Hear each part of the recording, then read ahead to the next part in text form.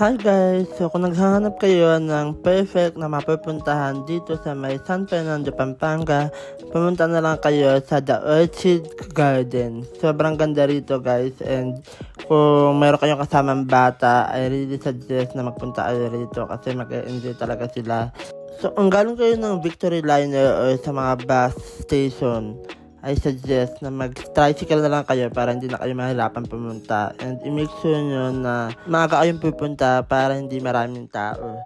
O kaya naman, huwag kayo pumunta ng weekends kasi sobrang daming tao talaga pag weekends. Ayan. Kasama ko yung mga pinsan ko rito, nag-banding kami, and sakto talaga na kabubukas lang ng The Orchid Garden, as in first day nila to.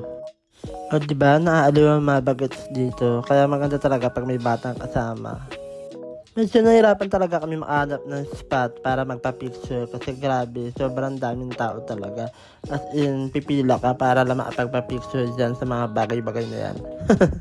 Pero anyway, na-enjoy naman namin. Ang daming mga lightnings, ang gaganda ng mga lugar. At kung naghanap kayo ng kakainan, meron naman dito mga makakainan. At meron din ditong coffee shop para sa mga taong gusto lang mag-chill at para sa mga naghihintay sa mga bagets nila habang naglalaro. Ayan. So, meron sa loob. Tapos, meron palang entrance fee to. Bale, 100 pesos para sa mga adults and para sa mga bata naman na 3 feet below, libre sa. So, ayan, kakain na kami. Ang dami rin dito mga pagpipilian, mga pwede nyo kainan. Marami mga street foods, Korean foods, tapos may mga ulam din kung gusto mo talaga mag-rice meal.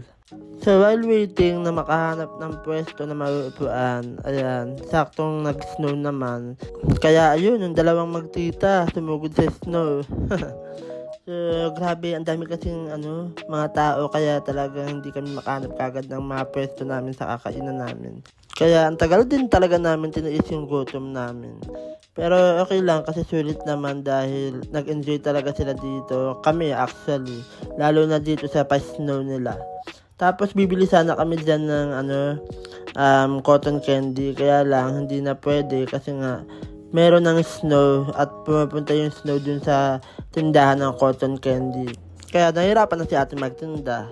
Tapos ako ito, ina-enjoy ang moment. O diba, mga isip bata. Grabe, December na, last month of 2024. Kaya naman sulitin na natin ang moment and galingan pa natin para maging successful tayo sa darating na 2025.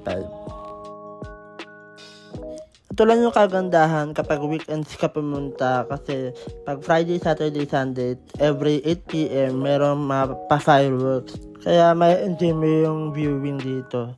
Yun lang, like, share, and subscribe!